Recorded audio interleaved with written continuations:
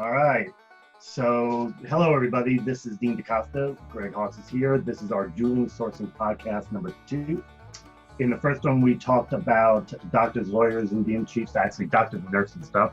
Today, we're going to talk about Java developers, something near and dear to all of our hearts, given the fact that everybody needs Java developers. So there are some really cool places to search for Java developers. I'm not going to go into the LinkedIns and all that, because anybody can do that. I'm going to go into the more interesting things. Greg's going to go into the more interesting things. So the first thing I'm going to talk about is the Federal Elections Commission. That's one of my favorites, actually. Yeah, it's interesting because you can search by the company they work for, a title, and you'll get back this big list of people who gave money to an election. But what's interesting about it is you get their name, you get their title, you get their company. And for those of us that know anything about sourcing, that's all you need to find out contact information and stuff. And in some cases, you might even get back. So for me, this is one of the cooler sites because nobody goes there. And what's interesting is, I know you're thinking, how does that help me find a Java developer, unless they have the word Java in their title? There are companies that you know are Java companies. Amazon, they're Java. Most of their developers are Java people. So if they're a developer working at Amazon, the odds are extremely good they are a Java developer. And you can download the list. I created a scrape in Dataminer to download it.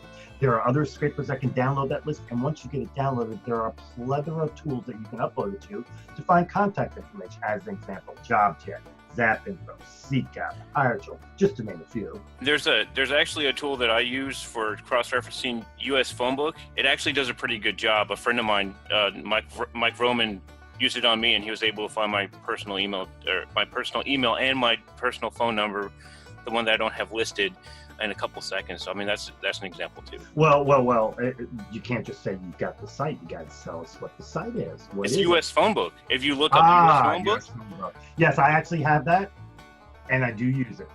Yep. That's one of my favorite ones because it's well, it's a great one. Why wouldn't you use it? I mean, Lord, I mean, when I did it on myself, I think I did it about a week ago because I was kind of curious about something, because I had never done it on myself. It found my cell number, which is unlisted, by the way. It found my work home number, which is listed. And then it found my homework number, which is not listed. And then it had my wife's cell number, which is not listed. Exactly. That's where it gets scary. Yeah, it had my whole family on there, and I'm like, man, this thing it raised my eyebrow a little bit. Yeah, I mean, it's a really cool tool, and it's interesting enough. It's actually part of many OSINT collections out there, open source intelligence. It's actually one of the top ones listed.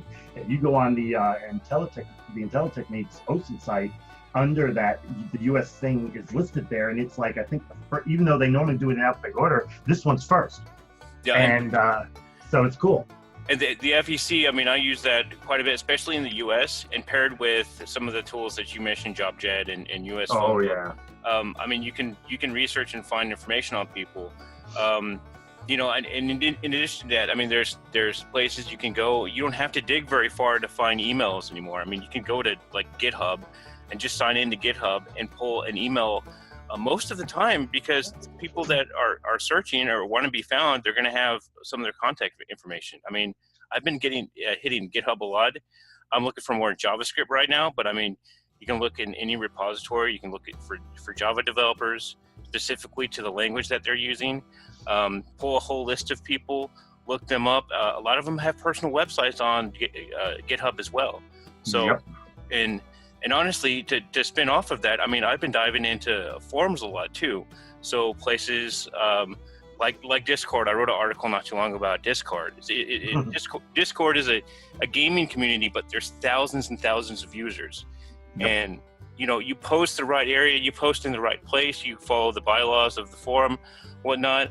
You can get a lot of responses that way, and that's where people live. That's what I always talk about: is where do you find people? You find them where their works are, where they live, where they communicate, where they ask questions, and that's a prime example of that. So now, you know, another thing that I did, and I just did this recently. There used to be a tool, a Chrome extension actually, that would allow you to do a search, and you get the Bing results and the Google results side by side. It went away. And I hated it because it was always interesting, not because I cared about the Google results so much. I cared about the Bing results because they were never the same. There was such a difference. But I found a site, Bing versus Google. And I actually did it last week. I was doing Java. I did resume, Java developer, and I did it the URL thing. And I was amazed at the difference in the two sites. And what's interesting is I did the search just in Google and the regular Google, and it matched the Google results. But the Bing results, totally different. And when I went through the Google results, the whole entire first page of Bing results, so there was about 25 on the page, I could not find them in the Google results anywhere. So it was bringing me people that I could not find in Google. And I know for a fact that about 80% of Googles don't search in Bing anymore. And I'll be honest, I wouldn't search in Bing straight up, but the fact that I can do it and go side by side with Google so I can look at them and see them and compare them. And what's best is, if you use it in Chrome, all the extensions and all the other toys that can help you work. And yeah, so here's something funny. If you do it, same thing, resume, Java developer, and then you put in file type PDF, you're going to get PDFs on both sides, and they're not going to be the same, but you can still use a tool like multi-file download and download both sides all at once. So it is so cool, but it's really interesting to see the differences between the two search engines. And you can even take it a step further. I mean, you can search in Duckduckgo, you can search in Yahoo. They all have different results. They all have different variations. And even if you were to search something like LinkedIn in Google versus LinkedIn in Bing, you see that it can pull different information. Oh, interestingly enough, I did that, and I was really amazed at, and I did such a specific search. There was only, when I went into LinkedIn and did it, there were 10 people. Yeah. When I did it in Google, I saw 8. So that means there's 2 I couldn't see. But when I did it in Bing, I saw 9. But the interesting part is the 2 I didn't see in Google were there. So it's like between the 2, I got them all. And doing it side by side made it simple to realize, oh wow, wait a minute here, this, and it's really, really cool. So that's a really great thing to do to help find some extra people. And you got to try different things. You got to try different variations. I mean, I was going through some of the different sites, and I wasn't really finding what I was looking for. So, I just started looking for resumes through. I think my string was a resume or CV or Vital, as in like curriculum Vital. I can't say the damn thing, but But I was able to find engineers that just had their resume out there just by using a simple string. And they're actually really good. Now, of course, I was looking in Dublin, which is a different world. Sometimes the tools don't work as well based on GDPR type regulations and things like that. So you have to get kind of creative with that aspect. Oh, yeah. And that's one of the reasons I've been diving into forums, because, man, sometimes it's hard to find exactly what you're looking for. If you don't have a list of repositories to go through. So I'm trying to build that up right now. But I mean, it's the same deal. Yeah, that's a cool place to start. Speaking of forums, as most of you may or may not be aware of, Apache has this Apache.org, and it's interesting. In there, it has a bunch of different languages and technologies, and all you got to really do is put the technology in front of it. So like Hadoop.apache.org. But if you do Java.apache.org, you're going to get to a place where it's a whole bunch of Java development stuff being talked about. And if you go into a conversation and you go down and you're going to see stuff, the emails are hidden. But if you go to the bottom of it and there's a place to see raw communication and you push that, it opens it up, and guess what you get? All the emails.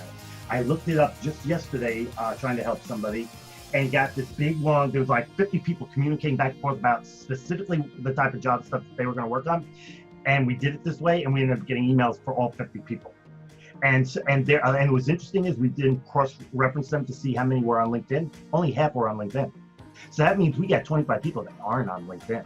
Now, of course, they were on Facebook, but that's at this point irrelevant. But that's a really cool thing, and that's nothing more than a community of people talking about Java or Hadoop or whatever Apache/orientated type of technology. And Dean, like honestly, I've been using a lot of meetups too, Meetup Groups, especially. Oh, I love Meetup. When you're going across the pond, looking in Dublin, the UK, and some other places, which I haven't done anything like that until I got this job. So it was kind of a new world for me, and I had to go outside of my normal go-tos. So, but Meetup is really interesting because you can find meetups for just about anything, especially in technology. It's huge. Yep. And I was able to pull a meetup a couple days ago, and I was surprised to find that one of the requirements one of the questions that I asked was their email. So I was able to pull like 70 focused developers into technologies that I was looking for, and I had all their emails. I had 70 emails in the group, and I didn't have to dig for them at all. And so that was really surprising. You got lucky. Most meetup groups, you won't get all that information. But absolutely, you could still search them, because I'm going to tell you, I do a lot of this with Meetup. And one of the things I've learned is, one, if there's a picture, you can search by the picture. Now, Google's changed it a little bit. They're going to have the picture, and they might say old man or something next to it, especially if it's my picture. But if you get rid of the old man, you say the name of the group and the location, usually Google will find you information to where you can find that person. The other thing to do is keep track of the information it does provide. It'll always provide you usually a first name, usually the name of the group they're in, usually their location. Sometimes there's an area where it gives you other things they're interested in or other groups they're part of. If you take all that information and do a nice search in Google or Bing, you'd be surprised the added information you do. But here's something even more interesting. Zapinfo works on Meetup. And Zapinfo has the capability to go out and cross-reference some of these people for you without having to have all the information. So yeah, I mean, interesting. I didn't have to dig far, because the group, that group in particular, had first name, last name, they had email. There's some groups that you have some limitation on information, but this is you're right, use the information that's provided. I mean, if it's a unique first name and the last initial, you could probably find more information on them. So the other thing to remember is if they're on a Meetup group, they may have a Facebook group that's the same, or a LinkedIn group the same. And if they have either, you go to those and you can use a tool called Dig, and you don't even have to be a member of the groups. Dig will get you the list of everybody in the group along with their URLs.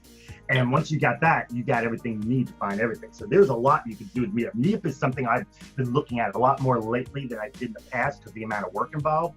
But now that more Meetup groups are giving you the information you need, like emails, and there are tools out there that can help automate some of this, I've started doing more with it. In fact, I was just on Social List, which is a great tool, and using their Meetup agent.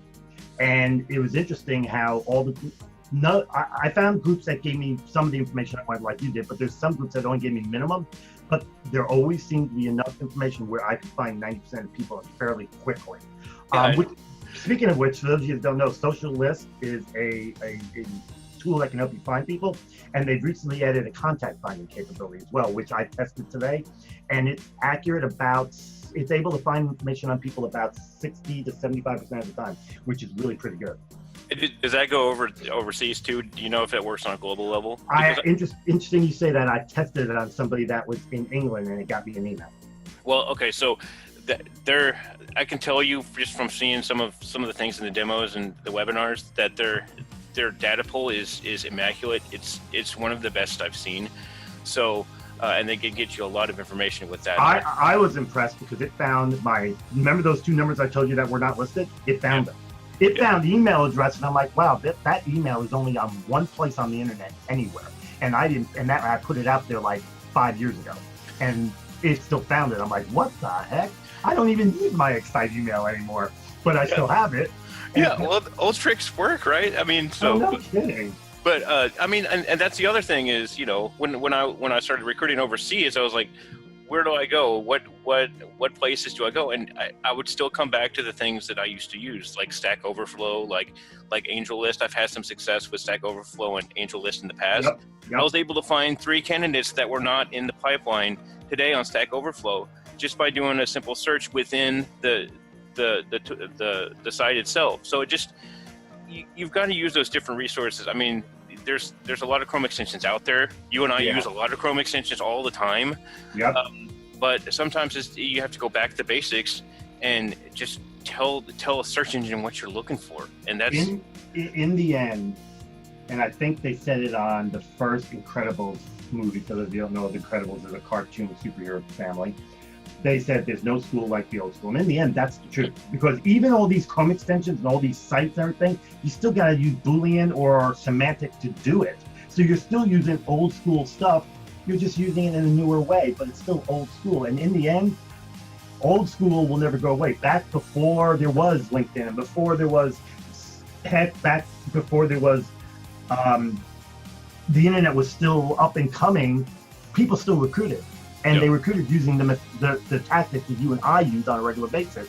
I'm looking at a site right here, Lead 411, which is a phenomenal site, and it can handle the US, Canada, anywhere in the world. And it allows you to search based on people or company, titles, industries, SIC codes, everything. And it'll give you emails. You can tell it you don't want people on LinkedIn. It'll give you phone numbers, cell phones, everything. And it's amazing, but you still have to know semantic, which, as we all know, is really an offshoot of Boolean. It's basically Boolean without the operators. It's all semantic is.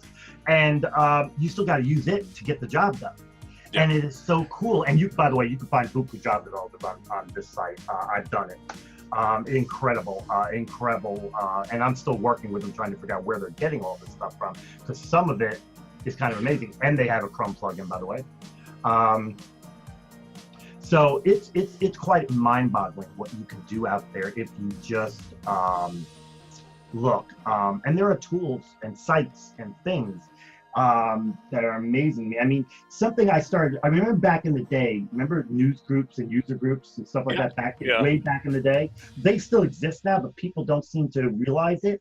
And you can go into those sites and find people. I just went into a user group. It was the Java user group, and it was on the old style technology. I forget what it was called back in the day. But I just went in there and got into a conversation, following a conversation, and I started playing around like, no, I got their name, full name, and where they're located. What would happen if I did a little cross-referencing? And I cross-referenced, and sure enough, started finding emails, phone numbers, everything on everybody in there. Those forums still, they still work, and there's even if it's, I'm talking like listservs. I'm talking like the FEC.gov. Let's bring it back to FEC.gov. How long has that site been around, and how long have we been talking about it as researchers and as sourcers? It's been years. I think the first article published on it was back in 2001, and there's been several, especially nowadays, about how to search it, how to use it, how to utilize it. So I'm really glad to see that type of stuff being used, because we can use that the older resources that may have been forgotten about, but we can scrape it, we can pull it into our CRM, and we can really plug through the list in a much more strategic and effective way. So I agree. Another thing I've been looking at lately, or I have been for about a month, and I've talked about it, is the paste sites. The sites where people copy and paste stuff in and they save it there and leave it. You'd be surprised how much is there that people don't even realize. I did a search on the on the Apache.org, and I put Apache.org, and then I did Java, and then I put in Gmail because I want Gmail. I got a list of a bunch of people who attended some webinar or something that was done by the Apache thing, and it had their emails. Now, it had their name in their email, so it didn't help me a whole lot. There was like 100 of them, but I used the Pitbull extension, and all I had to do is go to the email, push a button, Pitbull opened up and gave me everything about them. That's crazy. So out of the 100, 50 of them were in the US, so I grabbed those 50 and sent them to my friend because I was telling them about. But it's amazing. And IntelliTechniques, the OSINT site by Michael Bazzell, actually has a custom search engine built to search 57 paste sites. And so you can just go there and put it in, but it's amazing. I actually found one that had a list of people that attended an old PireShow webinar. You were on it, I was on it, a whole bunch of people were on it. And I'm like, well, if you need a recruiter or a sourcer, you just got a list of 50 of them with emails and their names, and it's like, wow. Back when they had the community as public information, you could just go in there and scrape the whole list of people. So that was pretty easy to do. But but Dean, it looks like we're out of time today. So let's close it off with that. And if you guys, if you share and spread the word, let's keep sourcing open source. And we'll be talking. What are we going to be talking about the next one, Dean? I think we decided to go with systems engineers and mechanical engineers, that kind of stuff. Oh yeah, that's right. Oh, the EEs and the MEs, my favorite. So we'll talk about that next time. But yeah, you guys share and spread the word, and let's keep helping everybody out in the source community. Yep, that's what it's all about. Helping each other out, passing it on down.